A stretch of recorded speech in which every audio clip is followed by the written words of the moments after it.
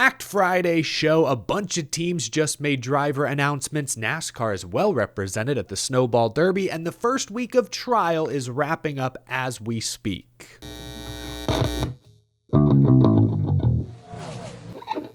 How's it going, y'all? My name is Erik. Welcome to Out of the Groove. Happy Friday, folks. We are going to rapid fire through these first few topics. Rajah has filled out the remainder of his 2026 NASCAR O'Reilly Auto Parts schedule. 10 races in the Jordan Anderson Racing number 32. Presumably, that means he'll run the other 23 races in the Junior Motorsports 88. That wasn't confirmed in this announcement, but that seems to be the implication.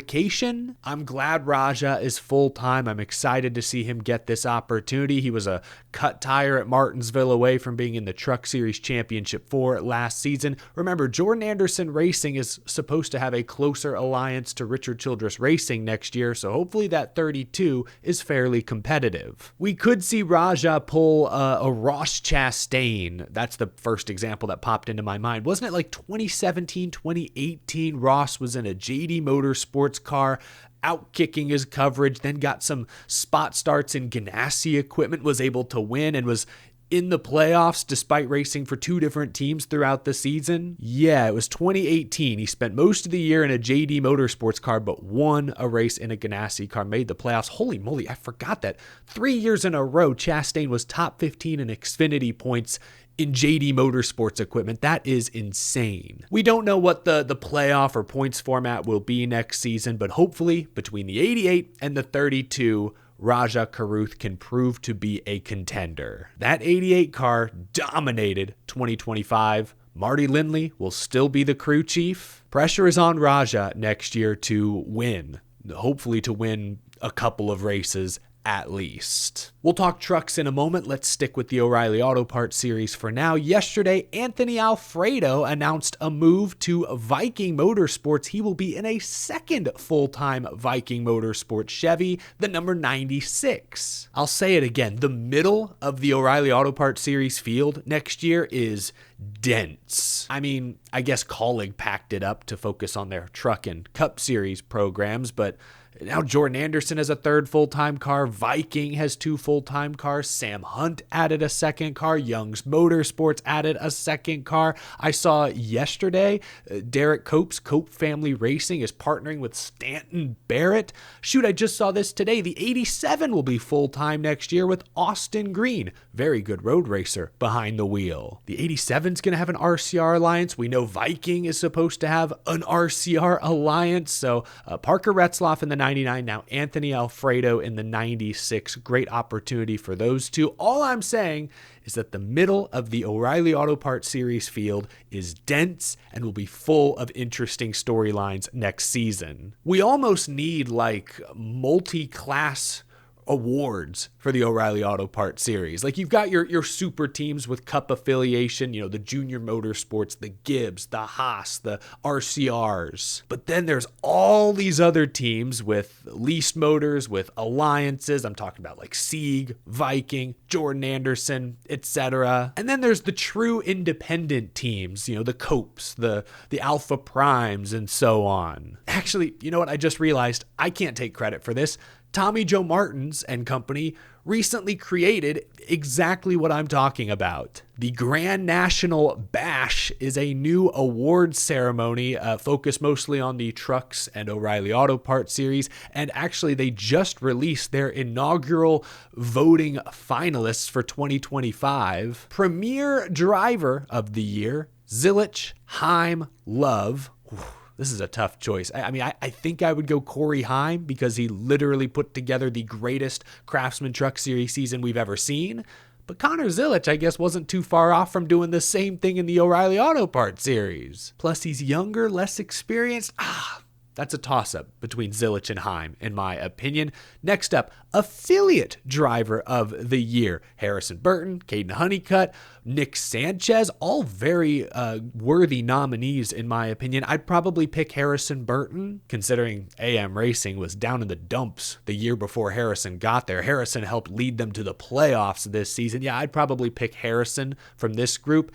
And then Independent Driver of the Year, Alfredo, Poole, Retzlaff, all due respect to the other two, and I know I'm biased, but Brennan Poole is the obvious choice here. He finished better than both these guys in the points this past season, despite having a smaller budget, I'm pretty sure. But yeah, I'm glad I was reminded of that. Cool idea from Tommy Joe and team. It's a different way to look at the O'Reilly Auto Parts series especially. And certainly when we're trying to assess young drivers' abilities, their performance, their talent, it's important to keep in mind what alliances and affiliations there are throughout the series. But yeah, just some O'Reilly Auto Parts series news to wrap up a busy NASCAR news week.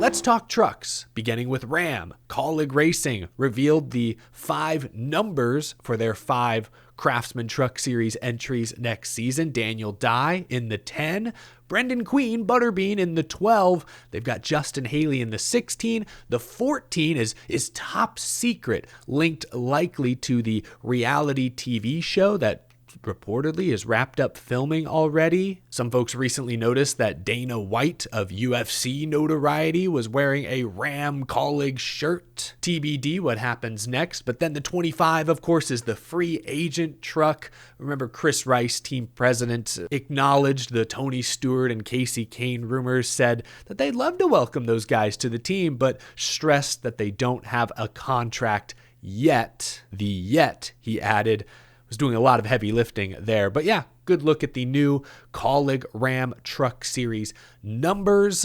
In terms of other Craftsman Truck Series news, it's officially official. Wake up, babe. New Craftsman Truck Series championship favorite just dropped. Caden Honeycutt is going to Tricon Garage. He will drive the number 11 Tundra in 2026. Fitting that the reigning Snowball Derby winner would officially announce his move to a championship NASCAR team the week of the Snowball Derby. Goes without saying, this is a huge opportunity, a put up or shut up moment for the 22-year-old Texas driver. The real big news in all this is that crew chief Scott Zipadelli is sticking around, so we know the 11 is going to be a rocket ship next year. Caden Honeycutt is fast. We've seen it the past couple of years. Nice Motorsports, Friesen, the dude has speed. Sometimes a little over-aggressive. I've called him out in the past, cutting guys' tires down at Martinsville, for example. But I still think he's really, really good. It's unfair to expect Honeycutt to match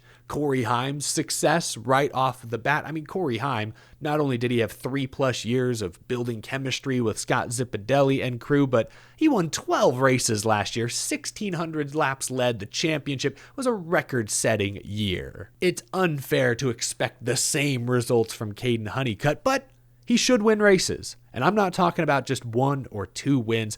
No, the goal next year should be 4, 5, 6 or more wins for Caden Honeycutt. There's some good competition out there, especially with like Christian Eckes moving back to the Truck Series with McAnally. We know about Ram, Brendan Queen, Justin Haley and crew. Obviously the front row guys, Lane Riggs, Chandler Smith will be good. There's some vets out there, Grant Enfinger, Ty Majeski, Daniel Hemrick, Ben Rhodes.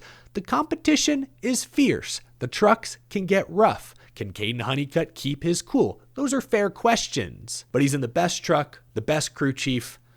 If he doesn't win 5 races next year, it's a disappointment, in my opinion. I know that's a lot of pressure to put on Caden Honeycutt, but I think he can handle it. This isn't some 18-year-old kid who's in over his head. Caden Honeycutt's 22 years old, couple years of truck experience. Like I mentioned, he's won big late model races before.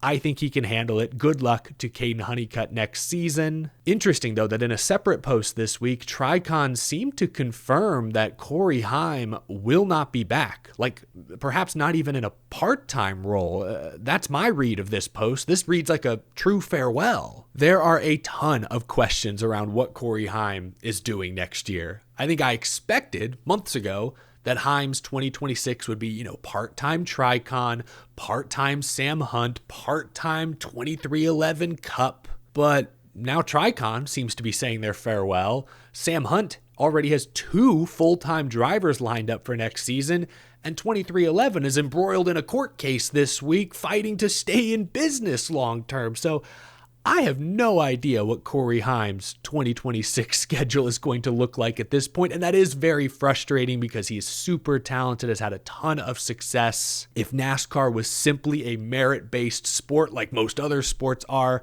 he would be a shoo-in for a top O'Reilly Auto Parts Series or even a NASCAR Cup Series ride, but that's not the realistic racing world we live in, unfortunately. So I don't know what Heim is doing next season. Hopefully we find out sooner rather than later. Give me your best guess down in the comment section below. All right, speaking of the antitrust case, here's a brief lawsuit update. The focus yesterday was on NASCAR President Steve O'Donnell, and based on what I have read, I feel O'Donnell did a better job than NASCAR Scott Prime at defending NASCAR's case. A lot of the questioning focused on the SRX, Superstar Racing experience, and O'Donnell testified that when the series was originally forming, Tony Stewart and Stewart-Haas Racing assured them that it would not look anything like NASCAR. But then, as we all know, after year 1, year 2, year 3, active Cup Series drivers began participating. Shoot, the SRX's schedule kind of shadowed the NASCAR schedule that last year. O'Donnell pointed out that as soon as he saw Chase Elliott in a Napa number 9 in an SRX race, NASCAR began to grow concerned that the SRX looked too similar. And I've seen a lot of fans react on social media. How could NASCAR feel threatened by the little old SRX series? The fun flags. It was supposed to be fun, uplifting all American motorsports. And I completely get that perspective. I shared that perspective in 2021, 2022, and 2023 when I was talking about and covering SRX races.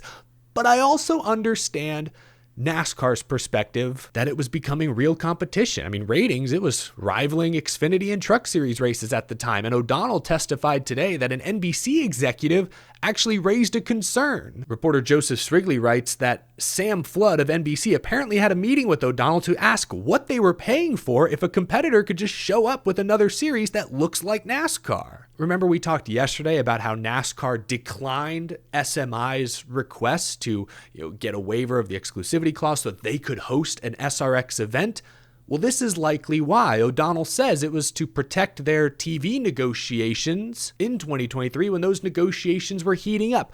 I still wonder if those exclusivity clauses will continue to be called into question, but while I wish all motorsport series could live in harmony, that's just not realistic. I don't necessarily fault NASCAR for viewing the SRX as a competitor, especially if it sounds like they felt the SRX's existence was threatening NASCAR's future TV contracts. As we all know, the TV rights money funds the vast majority of this industry. The TV deal is super, super important. Anyway, I felt like O'Donnell defended NASCAR about as well as he could in that instance. Who knows if it played well to the jury? Who knows if it'll make a difference in the end? That was just my takeaway. O'Donnell was also questioned about the 3 strikes rule that NASCAR removed from the newest charter agreement. Under the old deal, NASCAR teams had the right to refuse any proposed rule changes that would increase costs to the teams. And if they rejected that proposal 3 times,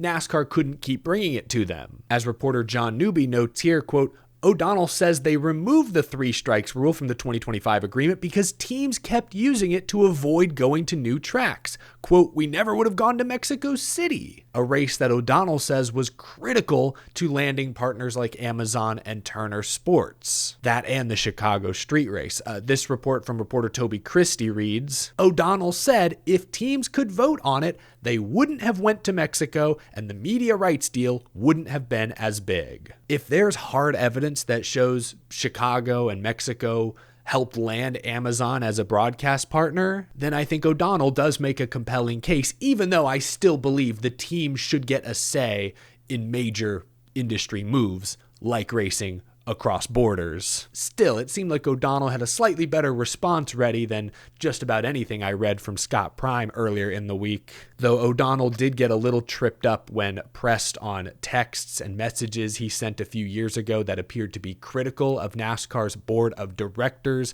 specifically Jim France's leadership style. In one message, O'Donnell referenced a dictator, and in another, he wrote that NASCAR's board of directors are difficult and that, quote, legacy mindset hinders growth. While Steve O'Donnell admitted that Jim France was not interested in changing the business model, he refused to admit that France is who he was directly referring to in those posts. Now, for what it's worth, earlier this morning, according to reporter Bob Pockrass, the judge told NASCAR that growing the sport is another way of saying increasing revenues of NASCAR and is not a good defense. So I guess who knows how effective O'Donnell's testimony really was. Heather Gibbs was on the stand today. Michael Jordan expected to be on the witness stand a bit later. For a full daily rundown, again, I encourage you to check out Jordan Bianchi and Jeff Gluck's The Teardown podcast. I'll link their live streams again down below. They're essentially streaming every night, just reading their notes verbatim from the courtroom. Definitely encourage you to check that out for even more juicy details. I am planning to be in Charlotte next week. Assuming the case continues into next week, which right now it seems like full steam ahead, I will be there for at least a couple of days to see and hear and feel everything in person for myself. So I'll be bringing you some additional court coverage next week, assuming all goes according to schedule. But just a real quick courtroom update here on a Friday. Let's wrap things up with a little bit of racing. Snowball Derby weekend is upon us. Five Flags Speedway, Pensacola, Florida, a massive super late model event, and NASCAR has many different drivers participating, including former Derby winners Kyle Busch, Erik Jones, Noah Gragson, Caden Honeycutt, Ty Majeski, along with drivers like Ryan Preece, Dawson Sutton, Jake Garcia, and others. The race is streaming on Flow Racing. I don't have any special discount codes to offer. If I did, I would, but maybe it's tacky to pull for the two-time NASCAR Cup Series champion, but I really hope Kyle Busch has a great race this weekend. He hasn't won a Cup race in over 2 years. He was outside the top 20 in points this season.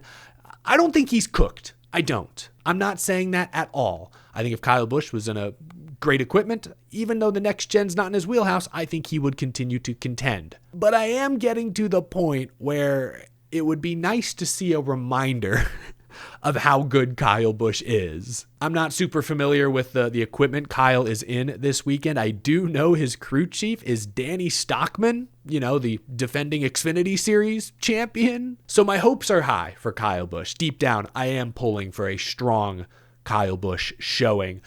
Every few years, we see a young up-and-coming driver burst onto the scene in the Snowball Derby. I think about Chase Elliott, 16 years old, I think, way back in 2011. Erik Jones, as a teenager, went back-to-back. Christian Eckes won this race, I think, at age 16. Again, Caden Honeycutt won this race last year. Shout out to folks who keep a close eye on these touring series, on late model and super late model racing throughout the year. I obviously pay most attention to the National Series, to NASCAR, so for folks like me, races like the Snowball are a great opportunity to get to watch these young up-and-coming drivers race against top, tough competition. This ain't ARCA, where there's 2 or 3 fast cars in the field. No, guys like Kyle Busch will be up against it, battling against drivers and teams who do this year-round. I want to highlight a couple of names, including a couple of 15-year-old kids. Tristan McKee is a Spire Motorsports development driver. Name may ring a bell because he won his ARCA Menard Series debut earlier this year at Watkins Glen, just days after his 15th birthday. The other 15-year-old I'm talking about is Max Reeves, a Joe Gibbs Racing development driver who also won 3 ARCA races this past season. And then I want to mention Carson Brown. I think he's 17 years old, but he's noteworthy because literally just a couple weeks ago, he signed a development deal with Richard Childress Racing. There are numerous other young guns worth keeping an eye on, but those are 3 that certainly have my attention. I was scanning the entry list earlier. There's even a David Gilliland in the field. Hopefully that young kid has what it takes to make it to the big leagues one day. I also believe Keelan Harvick is participating in the Pro Late Model preliminary event, the Snowflake